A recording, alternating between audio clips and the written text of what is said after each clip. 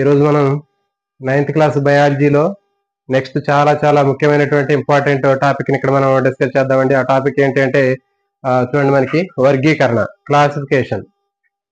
మొక్కల్లో ఉన్నటువంటి వివిధ రకాలైనటువంటి వర్గీకరణ, జంతువుల్లో ఉండేటటువంటి వర్గీకరణకు సంబంధించినటువంటి టాపిక్ని ఈరోజు డిస్కస్ చేద్దామండి. ఇది చాలా చాలా ఇంపార్టెంట్ టాపిక్. ఇది మొక్కలకు సంబంధించినటువంటి మొత్తం వర్గీకరణ, జంతువులకు సంబంధించినటువంటి వర్గీకరణకు సంబంధించినటువంటి బేసిక్స్ అనేటటువంటి మొత్తం కూడా దీంట్లో రావడం జరుగుతుంది. సో మరి ఈ చాప్టర్ నుంచి కంపల్సరీగా మనం బిట్లు ఎక్స్పెక్ట్ చేయడానికి అవకాశం ఉంటుంది. సో కాబట్టి మనం ఈ చాప్టర్ మనం ఇప్పుడు డిస్కస్ చేసుకుందామండి. దీనికంటే ముందు కొత్తగా ఎవరైనా ఛానల్ చూసేటటువంటి ఆస్పిరెంట్స్ ఉంటే మర్చిపోకుండా ఛానల్ని సబ్స్క్రైబ్ చేయండి, వీడియోని మర్చిపోకుండా లైక్ చేయండి అండి. ఎందుకంటే మనం లైక్ చేస్తే మీరు నాకు బూస్టింగ్ గా ఉన్నట్లుండి ఇంకా ఎక్కువ మొత్తంలో వీడియోలు చేయడానికి అవకాశం ఉంటుంది, ఇంకా ఎక్కువ మంది ఆస్పిరెంట్స్ కి రీచ్ అవడానికి అవకాశం ఉంటుంది. ఇక మనకి లేట్ లేకుండా మనం ఈ టాపిక్ వెళ్దామండి.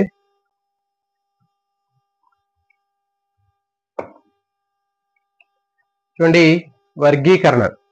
అసలు మరి వర్గీకరణ చేయాల్సినటువంటి అవసరం అనేది ఏముందనేది ఒకసారి మనం ప్రశ్నించుకున్నట్లయితే, అసలు ఈ భూమి మీద రకరకాలైనటువంటి మొక్కలు కానీ జంతువులు కానీ ఉంటాయి. మరి ఇవన్నీ కూడా చాలా తేడాలు కనిపిస్తుంటాయి వాటిలో.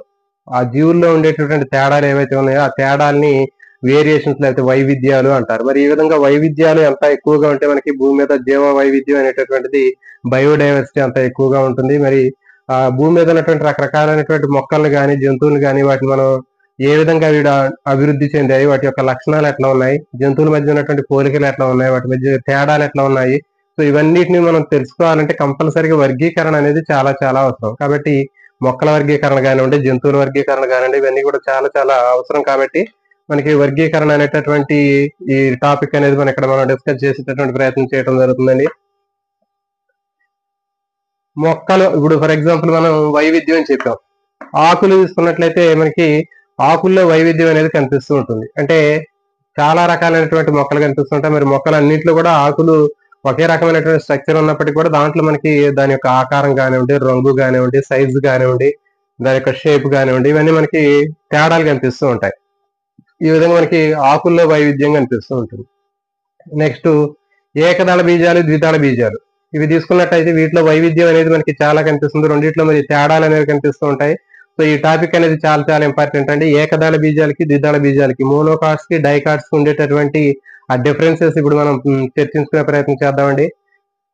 ఏకదళ బీజాల్లో మనకి వేరు ఎట్లా ఉంటుంది, రూట్ సిస్టమ్ ఎట్లా ఉంటుంది, సీడ్స్ ఎట్లా ఉంటాయి, తర్వాత దాంట్లో ఉన్నటువంటి వీనేషన్ ఎట్లా ఉంటుంది అనేటటువంటిది మనం డిస్కస్ చేయాలి. అదేవిధంగా ద్విదళ బీజాలు తీసుకున్నట్లయితే డైకాట్స్ లో రూట్ సిస్టమ్ ఎట్లా ఉంటుంది, వేరు వ్యవస్థ ఎట్లా ఉంటుంది, తర్వాత దాంట్లో ఉండేటటువంటి లీఫ్ లో ఉన్నటువంటి అరేంజ్మెంట్ ఆఫ్ వీన్స్, ఈనెల వేపన ఏ విధంగా ఉంటుంది, తర్వాత సీడ్స్, దాంట్లో ఉండేటటువంటి సీడ్స్ ఎట్లా ఉన్నాయి అనేటటువంటి ఇక్కడ మనం డిస్కస్ చేద్దామండి. ఇది చాలా చాలా ఇంపార్టెంట్. ఏకదళ బీజాలు తీసుకున్నట్టయితే ఏకదళ బీజాల్లో మనకి వేరు వ్యవస్థను తీసుకున్నట్లయితే దాంట్లో ఫైబరస్ రూట్ సిస్టమ్ ఉంటుంది, అంటే పీచు వేరు వ్యవస్థ ఉంటుంది. ఏకదళ బీజాలు తీసుకున్నట్లయితే ఏకదళ బీజాల్లో దాదాపు అన్ని రకాలైనటువంటి గడ్డి మొక్కలు మనకి వరి, గోధుమ, జొన్న, మొక్కజొన్న, ఈ విధంగా అన్ని రకాలైనటువంటి గడ్డి మొక్కలు మనం ఏకదళ బీజాలు లేదా మోనోకాట్స్ గా చెప్పొచ్చు. మరి దీంట్లో ఉండేటటువంటి రూట్ సిస్టమ్ తీసుకున్నట్లయితే దీన్ని ఫైబరస్ రూట్ సిస్టమ్ అంటారు. అయితే ఇది పీచు వేరు వ్యవస్థ. దీంట్లో అన్ని కూడా మనకి ఒకే రకమైనటువంటి వేర్లు అనేవి కనిపిస్తుంటాయి. మరి ప్రధానమైనటువంటి వేరు ఉండదు, అన్ని వేర్లు కూడా ఒకే రకమైనటువంటి సిమిలర్ గా ఉన్నటువంటి స్ట్రక్చర్ కనిపిస్తుంది. దీన్ని పీచు వేరు వ్యవస్థ అంటారు.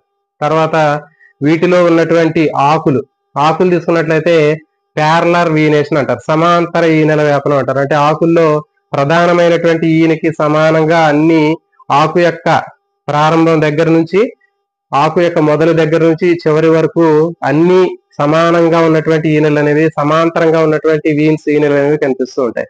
సో కాబట్టి దీన్ని సమాంతర ఈనెల వ్యాపనం అంటారు.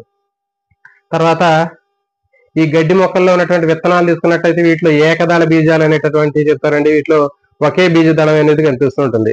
వరి, జొన్న, మొక్కజొన్న, గోధుమ, రాగులు, జొన్నలు, సజ్జలు, ఈ విధంగా మనకి సెరల్స్ ఏవైతే ఉన్నాయో తృణధాన్యాలు, సో ఇవన్నీ కూడా మనకి ఏకదళ బీజాలే. అంటే ఏంటి, దీంట్లో బీజదళం అనేది మనకి కేవలం ఒకటి మాత్రమే ఉంటుంది. అంటే దీన్ని రెండు పప్పు బద్దలుగా మనం డివైడ్ చేయదు కాదు. ఈ వడ్ల కింద ఉందనుకోండి, దీన్ని మనం రెండుగా మనం కట్ చేయడానికి కుదరదు. మరి అలాంటి దాన్ని ఏమంటారంటే ఏకదళ బీజం అంటారు. మోనోకాట్ అని చెప్పడం జరుగుతుంది. మోనోకాట్లైడ్స్ అని వీటిని చెప్తూ ఉంటారు. అంటే కేవలం దీంట్లో ఒకే బీజదళం అనేటటువంటిది ఉంది కాబట్టి వీటిని ఏకదళ బీజం అని చెప్పడం జరుగుతుంది. కాబట్టి ఇప్పుడు మనకి ఏకదళ బీజం మొక్కను తీసుకున్నప్పుడు మనకి 3 లక్షణాలు మనకి గుర్తుపెట్టుకోవాలి. ఏకదళ బీజం తీసుకున్నప్పుడు దాంట్లో వేరు వ్యవస్థ అనేది పీచు వేరు వ్యవస్థ ఉంటుంది. ఆకులు పత్రాలు తీసుకున్నట్లయితే సమాంతర ఈనెల వ్యాపనం, ప్యారలర్ వేరియేషన్. సీడ్స్ తీసుకున్నట్లయితే దీంట్లో మోనోకాట్ సీడ్స్ అంటే ఒకే బీజదళం అనేది ఉంటుంది. ఇది ఏకదళ బీజానికి చెందినటువంటి మొక్క. నెక్స్ట్ ద్విదళ బీజం తీసుకున్నాం. ద్విదళ బీజానికి చెందినటువంటి ఏదైనా ఇది ఒక గోంగూర మొక్క అండి. మరి గోంగూర మొక్కను తీసుకున్నట్లయితే ఈ డైకాట్స్ లో మనకి రూట్ అనేది చూడండి ఇక్కడ ఇది ట్యాప్ రూట్ సిస్టమ్, తల్లి వేరు వ్యవస్థ అంటారు. ఈ తల్లి వేరు వ్యవస్థలో మనకి చూడండి వేర్లు అనేవి రెండు రకాలుగా ఉంటాయి. అంటే ఒకటి ప్రధానమైనటువంటి వేరు కింద కనిపిస్తూ ఉంటుంది, ఇది కిందికి వెళ్ళిపోతూ ఉంటుంది, మొక్కని స్ట్రెంథెన్ చేస్తూ ఉంటుంది. తర్వాత దీనికి పక్కన ఉన్నటువంటి వేర్లు పార్శ్వ వేర్లు. సో కాబట్టి ఈ విధంగా మనకి తల్లి వేరు వ్యవస్థలో ప్రధానమైనటువంటి వేరు ఉంటుంది, దానికి పక్కన అన్ని కూడా చిన్న చిన్న వేర్లు కనిపిస్తూ ఉంటాయి. ఇది తల్లి వేరు వ్యవస్థ అని చెప్తారు. మరి తల్లి వేరు వ్యవస్థ కలిగినటువంటి ద్విదళ బీజ మొక్కల్లో మనకి ఆకును పరిశీలించినట్లయితే ఆకులో జాలాకార ఈనెల వ్యాపనం కనిపిస్తూ ఉంటుంది. దీంట్లో మనకి జాలాకార ఈనెల వ్యాపనం అనేది మనకి కనిపిస్తూ ఉంటుంది. అంటే ఆకులో ఉన్నటువంటి వీన్స్ ఈనెలన్నీ కూడా వలలాంటి నిర్మాణాన్ని కలిగి ఉంటాయి. సో దీన్ని జాలాకార ఈనెల వ్యాపనం అని పిలుస్తారు. తర్వాత వీటిలో ఉన్నటువంటి విత్తనాలు తీసుకున్నట్లయితే ద్విదళ బీజ మొక్కల్లో ఉన్నటువంటి విత్తనాలు తీసుకున్నట్లయితే ఈ విత్తనాలు రెండు పప్పు బద్దలుగా విభజించడానికి వీలు ఉంటుంది. అంటే ఏంటి డైకాట్స్ అని చెప్తున్నారు. ద్విదళ బీజాలు అంటే రెండు బీజదళాలు ఉంటాయి. వీటిని మనం ఇప్పుడు ఫర్ ఎగ్జాంపుల్ ఇది ఒక పల్లి గింజ, ఈ పల్లి గింజను మనం బ్రేక్ చేసినప్పుడు దీంట్లో మనకి రెండు పప్పు బద్దలు అనేవి కనిపిస్తున్నాయి. ఇదండి ఈ విధంగా మనకి రెండు పప్పు బద్దలు అనేవి వస్తూ ఉన్నాయి. సో కాబట్టి ఇది రెండు ఉన్నాయి కాబట్టి దీన్ని డైకాట్స్ అని పిలవటం జరుగుతుంది. ఈ విధంగా ఇవి డైకాట్స్ అని చెప్పడం జరుగుతుంది. కాబట్టి ద్విదళ బీజ మొక్కలకు సంబంధించినటువంటి వాటిలో వేరు అనేది తల్లి వేరు వ్యవస్థ ఉంటుంది, ట్యాప్ రూట్ సిస్టమ్ ఉంటుంది. ఆకులు తీసుకున్నట్లయితే దీంట్లో జాలాకార ఈనెల వ్యాపనం, రెటిక్యులేట్ వీనేషన్. సీడ్స్ తీసుకున్నట్లయితే మనకి దీంట్లో సీడ్స్ అన్ని కూడా రెండు పప్పు బద్దలు కలిగినటువంటి డైకాట్ లీడ్స్ అని మనకి ఇందులో కనిపిస్తుంటాయి. రెండు బీజ దళాలు ఉంటాయి. కాబట్టి దీని మీద ప్రశ్న ఏ విధంగా అడుగుతాడంటే ఒక విద్యార్థి ఒక మొక్క ఆకును పరిశీలించినప్పుడు దానిలో జాలాకార ఈనెల వ్యాపనం కలిగి ఉన్నటువంటి ఈనెల వ్యాపనాన్ని పరిశీలించాడు. మరి ఆ మొక్కలో ఉన్నటువంటి వేరు వ్యవస్థ తర్వాత దానిలో ఉన్నటువంటి గింజలు ఏ విధంగా ఉంటాయి అని వరుసగా అని ఇస్తాడు అక్కడ. కాబట్టి అక్కడ జాలాకార ఈనెల వ్యాపనం ఇచ్చినప్పుడు దీంట్లో ఉన్నటువంటి వేరు వ్యవస్థ అని అడిగినప్పుడు దాంట్లో కింద ఏమిస్తాడు ట్యాప్ రూట్ సిస్టమ్, పీచు వేరు వ్యవస్థ అంటాడు, తర్వాత తల్లి వేరు వ్యవస్థ అని అంటాడు, అట్లా ఒకటి ఇస్తాడు. తర్వాత ఒక కాంబినేషన్ లో ఏమిస్తాడంటే తల్లి వేరు వ్యవస్థ తర్వాత ద్విదళ బీజాలు, అది ఒక ఆప్షన్ ఉంటుంది. ఇంకొక ఆప్షన్ లో పీచు వేరు వ్యవస్థ ఒకే బీజదళం ఉంటుంది. సో ఇట్లా మనకి 3-4 కాంబినేషన్లు ఇస్తాడు. ఒకవేళ ఇది ఇవ్వకుండా ఒక విద్యార్థి ఒక గింజను పరిశీలించినప్పుడు దాంట్లో రెండు బీజదళాలు ఉన్నాయి, ఆ విధంగా ఉన్నటువంటి మొక్కలో ఉండే వేరు వ్యవస్థ ఎట్లా ఉంటుంది, పత్రాల్లో ఈనెల వ్యాపనం ఎలా ఉంటుంది అని అడగడానికి అవకాశం ఉంటుంది.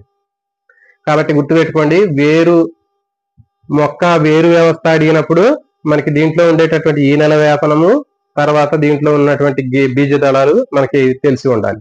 ఒకవేళ ఆకుని ఇచ్చినప్పుడు ఆకులో ఉన్నటువంటి ఈనెల వ్యాపనం ఇచ్చినప్పుడు మన వేరు వ్యవస్థ చెప్పగలిగి ఉండాలి, దాంట్లో ఉండేటటువంటి విత్తనాల్లో ఉన్నటువంటి బీజదళాలు చెప్పగలిగి ఉండాలి.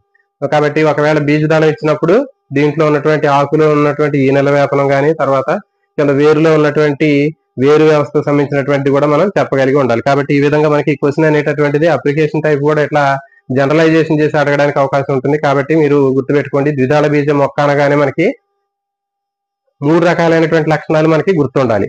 తల్లి వేరు వ్యవస్థ ఉండాలి, జాలాకార ఈనెల వ్యాపనం ఉంటుంది, రెటిక్యులేట్ వీనేషన్, రెండు బీజదళాలు ఉంటాయి. ఇది ద్విదళ బీజం. ఏకదళ బీజం తీసుకున్నట్లయితే ఏకదళ బీజం మొక్కల్లో మనకి అబ్బురపు వేరు వ్యవస్థ లేదా పీచు వేరు వ్యవస్థ ఉంటుంది, ఫైబ్రస్ రూట్, నెక్స్ట్ సమాంతర ఈనెల వ్యాపనం ఉంటుంది, ప్యారలర్ వీనేషన్, నెక్స్ట్ ఒకే పప్పు బదగలిగినటువంటి మోనోకాట్ సీడ్ అనేది ఉంటుంది. ఇది ఏకదళ బీజం. కాబట్టి ఈ విధంగా మనకి ఏకదళ బీజాలు ద్విదళ బీజాల మొక్కను మనం ఇక్కడ గుర్తించడం జరిగిందండి. ఇది కంప్లీట్ అయిపోయింది.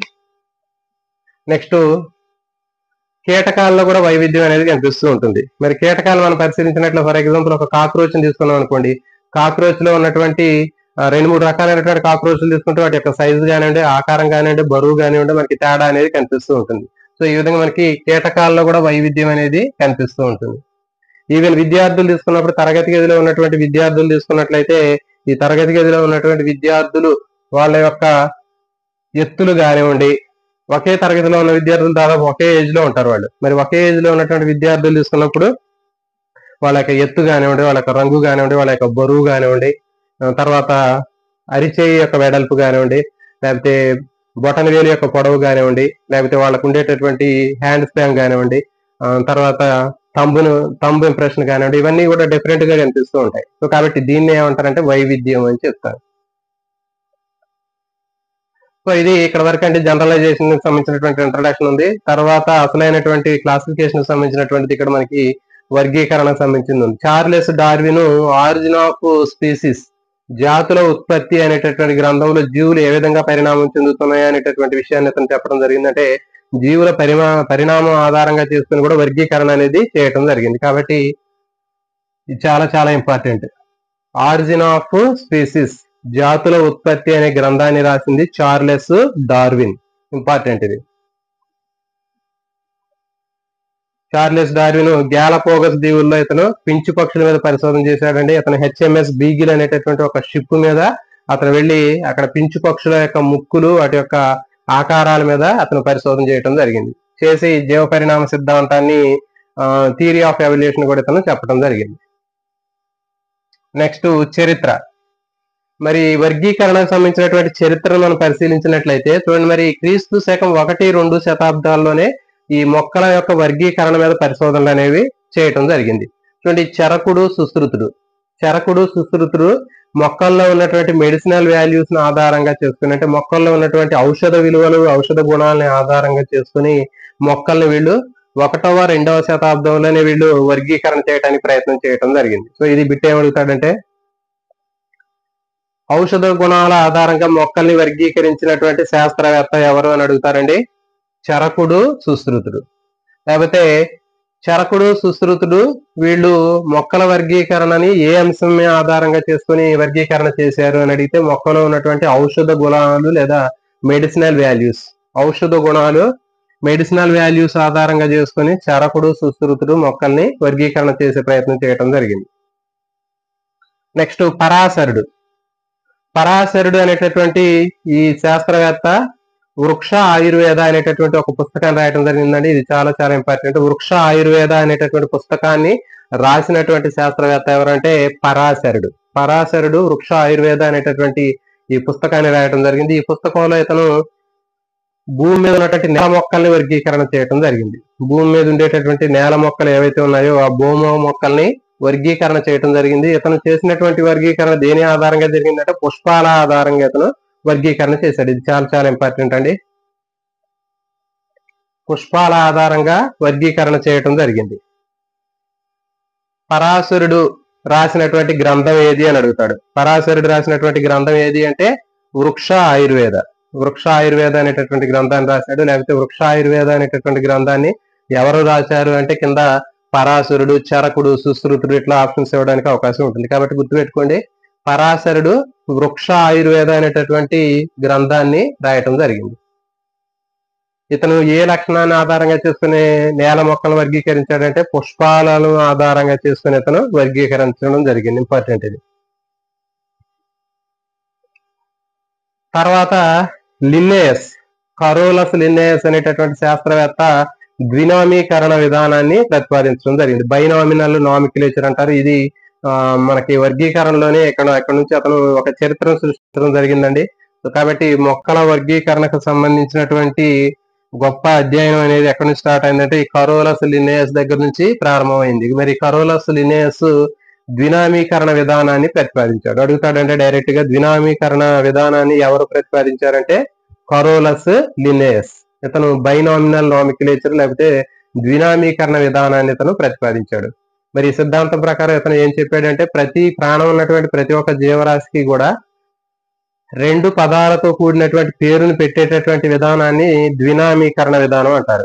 బైనామినల్ నామిక్యులేచర్ అంటారు. ప్రతి ఒక్క జీవరాశికి కూడా మొక్క కావచ్చు, జంతువు కావచ్చు, సూక్ష్మజీవి కావచ్చు, ఏదైనా సరే ప్రాణం ఉన్నటువంటి ప్రతి ఒక్క జీవికి కూడా 2 పదాలతో ఉన్నటువంటి ఒక పేరుని సూచించే విధానాన్ని ద్వినామీకరణ విధానం, బైనామినల్ నామిక్యులేచర్ అని చెప్పడం జరుగుతుంది. మరి ఈ 2 పదాల్లో మొదటి పదాన్ని ప్రజాతి అంటారు, రెండో పదాన్ని జాతి అంటారు. గుర్తుపెట్టుకోండి, ద్వినామీకరణ విధానంలో మొదటిగా వచ్చేటటువంటి పదాన్ని ప్రజాతి అంటారు, రెండవ పదాన్ని జాతి అంటారు. ఈ విధంగా ద్వినామీకరణ విధానంలో ప్రజాతి, జాతి రెండు పేర్లు కలిగినటువంటి ఆ పేరుని మనం శాస్త్రీయ నామం అని చెప్పడం జరుగుతుంది. ఈ ద్వినామీకరణ విధానంలో ప్రజాతి, జాతి పేరుని రెండింటిని కలిపి ఏమంటారంటే సైంటిఫిక్ నేమ్ లేకపోతే శాస్త్రీయ నామం అని చెప్తారు. కాబట్టి శాస్త్రీయ నామంలో ఏముంటాయంటే మొక్కకి సైంటిఫిక్ నేమ్ లో ఒక మొక్క కావచ్చు, జంతువు కావచ్చు, సైంటిఫిక్ నేమ్ లో ప్రజాతి పేరు ఉంటుంది మొదటిగా, తర్వాత రెండవది జాతి పేరు ఉంటుంది. గుర్తుపెట్టుకోండి. కొన్ని జాతులు కలిస్తే ఒక ప్రజాతి కిందకు వస్తుంది. కొన్ని జాతులు కలిస్తే ప్రజాతి కిందకు వస్తుంది. ప్రజాతి అనేటటువంటిది ప్రథమంగా ఉండే పదం ప్రజాతి అని గుర్తుపెట్టుకోండి అని కన్ఫ్యూజ్ కాకండి. మనకి ఆర్డర్ లో శాస్త్రీయ నామం తీసుకున్నప్పుడు ద్వినామీకరణ విధానంలో శాస్త్రీయ నామం తీసుకుంటే సైంటిఫిక్ నేమ్ లో రెండు పదాలు ఉంటాయి. ఆ రెండు పదాల్లో మొదట స్టార్ట్ అయ్యేది ఏది అంటే ప్రథమంగా స్టార్ట్ అయ్యేది ప్రజాతి అని గుర్తుపెట్టుకుంటే ప్ర అనేటటువంటి ప్రజాతిలో ప్ర అంటే ఏంటి అంటే ప్రథమంగా ఉండే పేరు ప్రజాతి, తర్వాతది జాతి. కాబట్టి ప్రజాతి, జాతి అనేటటువంటి రెండు పదాలు కలిగినటువంటి పేరుని ఏమంటారంటే శాస్త్రీయ నామము లేదా సైంటిఫిక్ నేమ్ అని చెప్పడం జరుగుతుంది. అయితే చూడండి, జాతి అంటే ఏంటి అంటే తమలో తాము లైంగిక ప్రత్యుత్పత్తిని జరుపుకొని ఫలవంతమైనటువంటి సంతానాన్ని ఉత్పత్తి చేసేటటువంటి జీవుల యొక్క సముదాయాన్ని ఏమంటారంటే జాతి అంటారు, స్పీసీస్ అంటారు. తమలో తాము లైంగిక ప్రత్యుత్పత్తిని జరుపుకొని ఫలవంతమైన సంతానాన్ని ఉత్పత్తి చేయాలి. ఫర్ ఎగ్జాంపుల్, అలా ఫలవంతమైన సంతానాన్ని ఉత్పత్తి చేయలేకపోతే అది ఒక జాతిగా పరిగణించలేము. గుర్రం ఉంది, గుర్రాలు వాటిలో అవి లైంగిక ప్రత్యుత్పత్తిని జరుపుకొని ఫలవంతమైనటువంటి గుర్రాలను ఉత్పత్తి చేస్తాయి. గాడిద ఉంది, గాడిద వాటిలో అవి లైంగిక ప్రత్యుత్పత్తిని జరుపుకొని ఫలవంతమైనటువంటి గాడిదలను ఉత్పత్తి చేస్తాయి. అది ఒక జాతి. గుర్రం ఒక జాతి, గాడిద ఒక జాతి. మరి రెండు కూడా ఒకే ప్రజాతి కింద ఉంటాయి. అంటే ఒక ప్రజాతిలో ఉన్నటువంటి జాతులు ఇవి. కాబట్టి మరి ఇప్పుడు గుర్రం ఒక జాతి, గాడిద ఒక జాతి అని ఎందుకు అంటున్నాం అంటే గుర్రాన్ని గాడిదతోటి క్రాసింగ్ చేసినప్పుడు వచ్చేటటువంటి జీవి సంతానం పిల్లజీవి వచ్చినప్పటికీ ఆ వచ్చినటువంటి ఆ కంచెర గాడిద ఏదైతే ఉందో అది ఫలవంతమైనదిగా ఉండదు, వంద్యమైనటువంటి కంచెర గాడిద అని చెప్తారు. అంటే గుర్రము గాడిదతో క్రాసింగ్ చేయగా వచ్చేటటువంటిది మనకి కంచెర గాడిద అని చెప్తాం కదా, అది ఫలవంతమైనది కాదు. మళ్ళీ అది లైంగిక ప్రత్యుత్పత్తిని జరిపి ఫలవంతమైన పిల్లల్ని ఉత్పత్తి చేయలేదు. కాబట్టి కేవలం మనకి జాతి అంటే తమలో తాము లైంగిక ప్రత్యుత్పత్తిని జరుపుకొని ఫలవంతమైన సంతానాన్ని ఉత్పత్తి చేసేవి జాతి. అలాంటి కొన్ని జాతులను కలిపి ఒక ప్రజాతి కింద ఉంచడం జరుగుతుంది. గుర్రము, గాడిద, కంచెర గాడిదలు ఇవన్నీ కూడా వేరు వేరు జాతులు. ఈ అన్ని జాతులకి ఒకే ప్రజాతి ఉంటది. అది తర్వాత ఇంకొక ఎగ్జాంపుల్ తీసుకున్నట్లయితే హోమోసేపియన్. హోమోసేపియన్ మానవుడి యొక్క శాస్త్రీయ నామం హోమోసేపియన్. హోమో అనేది ప్రజాతి, తర్వాత సెఫియన్ అనేది జాతి. కాబట్టి హోమోసేపియన్ అనేటటువంటి దాంట్లో హోమో అనేది ముందుగా వచ్చేది ప్రజాతి, తర్వాత వచ్చేది జాతి. మరి చూడండి, ఈ ఆర్డర్ లో సిస్టమాటిక్ హైరార్కీ తీసుకున్నట్లయితే ఈ వరుస క్రమం తీసుకున్నట్లయితే వర్గీకరణకు సంబంధించినటువంటి ఒక వరుస క్రమం అనేది చాలా చాలా ఇంపార్టెంట్ అండి. మరి ఈ వరుస క్రమం కింద నుంచి పైకి, పై నుంచి కిందకి కూడా అడుగుతాడు. మరి ఇది ఖచ్చితంగా అందరూ గుర్తుంచుకోవాల్సినటువంటి బిట్. ఇది ఖచ్చితంగా ఇలాంటి లెంతీగా ఉండేటటువంటి బిట్ల మీద కూడా గతంలో ప్రశ్నలు అడగడం జరిగింది. కాబట్టి దీన్ని చాలా జాగ్రత్తగా గుర్తుపెట్టుకోండి. ఈ సిస్టమాటిక్ హైరార్కీ ఏదైతే ఉందో అది పై నుంచి కిందకి, అంటే ఎక్కువ వర్గీకరణ నుంచి కింద జాతి వరకు, జాతి నుంచి రాజ్యం వరకు రివర్స్ లో గానీ, కింద నుంచి పైకి గానీ, పై నుంచి కిందకి గానీ అడగడానికి అవకాశం ఉంటది. సో మరి అలాంటి సందర్భంలో మనకి ఈజీగా సింప్లిఫై చేసి దీనికి ఒక కోడ్ కూడా మీకు క్రియేట్ చేయడం జరిగిందండి. ఈ కోడ్ వింటే మీకు చాలా సింపుల్ గా ఇప్పుడే మీరు ఆన్సర్ చెప్పగలుగుతారు. చూడండి, ఇక్కడ ఫస్ట్ జాతితో స్టార్ట్ అవుతుంది. కొన్ని జాతులు కలిస్తే ఒక ప్రజాతి, కొన్ని ప్రజాతులు కలిస్తే ఒక కుటుంబం, కొన్ని కుటుంబాలు కలిస్తే ఒక క్రమం, కొన్ని క్రమాలు కలిస్తే ఒక తరగతి, కొన్ని తరగతులు కలిస్తే ఒక వర్గం. దీన్ని విభాగం అని కూడా అంటారు, ఫైలం. విభాగము లేదా ఫైలము లేదా వర్గం. కొన్ని వర్గాలు కలిస్తే ఒక రాజ్యం. సో ఇది తక్కువ నుంచి ఎక్కువగా ఉన్నటువంటి సిస్టమాటిక్ హైరార్కీ అండి. మరి దీంట్లో ఈ వరుస క్రమంలో జాతి నుంచి ప్రారంభమైనప్పుడు మనకి దీన్ని గుర్తుపెట్టుకోవడానికి ఒక కోడ్ అనేది ఇవ్వడం జరిగిందండి. ఇక్కడ చూడండి, జాఫర్ కుక్కతోటి తరగతికి వస్తే రావద్దన్నారు. జాఫర్ కుక్కతోటి తరగతికి వస్తే రావద్దన్నారు. జాఫరు కుక్కతో తరగతికి వస్తే రావద్దన్నారు. సో ఇది కోడ్. దీంట్లో మనకి ఆర్డర్ మొత్తం ఉంటుందండి. చూడండి, ఇక్కడ జాఫర్, జాఫర్ లో మనకి జా అంటే జాతి, పా అంటే ప్రజాతి. జాఫర్ లో జా అంటే జాతి, పా అంటే ప్రజాతి. జాఫర్ కుక్కతో, కుక్కతో అంటే కు అంటే కుటుంబము, క్రా అంటే క్రమం, కుక్క అంటే కా అంటే క్రమం. జాఫర్ కుక్కతోటి ఎక్కడికి వచ్చాడు? తరగతిలోకి వచ్చాడు. ఆల్రెడీ కుటుంబం క్రమం తర్వాత తరగతి ఉంటది. తరగతి క్లాస్. వస్తే వా అంటే ఏంటి అంటే ఇక్కడ వర్గం. ఇది తరగతి, వా అంటే వర్గం. వస్తే ఏమన్నారు? రావద్దన్నారు. రా అంటే రాజ్యం. రా అంటే రాజ్యం. సో చూడండి చాలా సింపుల్ గా ఉంది. జాఫర్ అనేటటువంటి దాంట్లో రెండు అక్షరాలు 2 కోడ్లను తెలియజేస్తున్నాయి. ఏంటంటే జాతి, ప్రజాతి. జాఫర్ కుక్కతో. కుక్క అంటే ఇక్కడ మనకి రెండు పదాలు ఉన్నాయి. ఏంటంటే కుటుంబం క్రమం. తర్వాత కుక్కతో తరగతికి వస్తే. తరగతి అంటే దాంట్లో ఒకటి మొత్తం, అది మొత్తం కూడా తరగతి క్లాసు. వస్తే అంటే వా అంటే వర్గము లేదా విభాగము. ఓకేనా? రావద్దన్నారు. రా అంటే రాజ్యం, కింగ్డమ్. కాబట్టి ఈ విధంగా జాఫరు కుక్కతో తరగతికి వస్తే రావద్దని అన్నారు. జాఫర్ కుక్కతో తరగతికి వస్తే రావద్దన్నారు. చాలా చాలా సింపుల్ గా ఈజీగా ఉండేటటువంటి కోడ్ అండి. ఇది కింద నుంచి పైకి మనం రాసుకునేటప్పుడు ఒకవేళ ఎక్కువ నుంచి తక్కువకి అడిగినప్పుడు కూడా మనకి దీన్ని రాసుకొని రివర్స్ లో చెప్పవచ్చు. రాజ్యము, వర్గము, తరగతి, తర్వాత క్రమము, కుటుంబము, తర్వాత ప్రజాతి, జాతి. సో కాబట్టి ఈ విధంగా చాలా సింపుల్ గా ఉండేటటువంటి కోడ్ అండి. ఇది ఒకసారి రాసుకోండి. మీరు రాసుకొని మీకు రెగ్యులర్ గా మీరు చదువుకునేటటువంటి ప్లేస్ లో స్టిక్ చేసుకుంటే మనకి 1-2 సార్లు చూస్తే చాలా ఈజీగా గుర్తుంటుంది. చూడండి జాతి, ఇది స్పీసిస్. జాతిని స్పీసిస్ అంటారు. నెక్స్ట్ ప్రజాతిని జీనస్ అంటారు. కుటుంబాన్ని ఫ్యామిలీ అంటారు.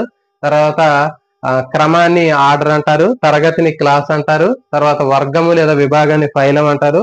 రాజ్యాన్ని కింగడమ్ అంటారు. సో ఇది దీనికి సంబంధించినటువంటి ఇన్ఫర్మేషన్ అండి. మరి కరోలస్ లిన్నేయస్ అనేటటువంటి శాస్త్రవేత్త ఈ విధంగా ద్వినామీకరణ విధానాన్ని ప్రతిపాదించి శాస్త్రీయనామాన్ని రూపొందించి ఇతను 2 రాజ్యాల వర్గీకరణని చేయటం జరిగింది. లిన్నేయస్ చేసినటువంటి వర్గీకరణ ఏంటిదంటే 2 రాజ్యాల వర్గీకరణ. ఈ 2 రాజ్యాల వర్గీకరణలో ఏముంటాయంటే మొక్కలు, జంతువులకు సంబంధించినటువంటి 2 రకాలైనటువంటి వర్గీకరణ విధానాన్ని ఇతను చెప్పడం జరిగింది. ఇది ద్వినామీకరణ విధానం. అంటే ఇతను చెప్పినటువంటి వర్గీకరణ 2 రాజ్యాల వర్గీకరణ. కరోలస్ లిన్నేయస్ వర్గీకరణ ఏది అంటే 2 రాజ్యాల వర్గీకరణ. ఇంపార్టెంట్ గుర్తుపెట్టుకోండి. ఆ 2 రాజ్యాలు ఏది అంటే యానిమేలియా, ప్లాంటే. జంతువులన్నీ కూడా యానిమేలియా అనే గ్రూప్ లో ఉంచాడు, తర్వాత రాజ్యంలో ఉంచాడు. తర్వాత మొక్కలన్నింటిని కూడా ప్లాంటే అనే రాజ్యంలో ఉంచాడు. కాబట్టి 2 రాజ్యాల వర్గీకరణ రూపొందించింది కరోలస్ లిన్నేయస్. ఇది ఒకటి యానిమేలియా, ఇంకోటి ప్లాంటే. తర్వాత మొత్తం 4-5 శాస్త్రవేత్తలు వివిధ రకాలైనటువంటి వర్గీకరణని ఇక్కడ ప్రతిపాదించడం జరిగింది. దానికి ఒక టేబుల్ ఒకటి ఉంది. అది సింపుల్ గా నేను ఒక సింప్లిఫై చేసి సపరేట్ గా ఒక టేబుల్ రూపంలో, ఒక షార్ట్ వీడియో రూపంలో చేస్తానండి. సో దాంట్లో కూడా మనకి ఏదైనా అవసరం ఉంటే దాన్ని మనం యూజ్ చేసుకున్నాం. తర్వాత 2 రాజ్యాల వర్గీకరణ, 3 రాజ్యాల వర్గీకరణ, 4 రాజ్యాల వర్గీకరణ, 5 రాజ్యాల వర్గీకరణ, ఇట్లా రకరకాలైనటువంటి వర్గీకరణలు తయారు చేయడం జరిగింది. ఈ విధంగా తయారు చేసినప్పటికీ కూడా అన్నిటికంటే బాగా ఎక్కువ ఆమోదం పొందినటువంటిది ఏది అంటే విట్టేకర్ వర్గీకరణ. చాలా చాలా ఇంపార్టెంట్ అది.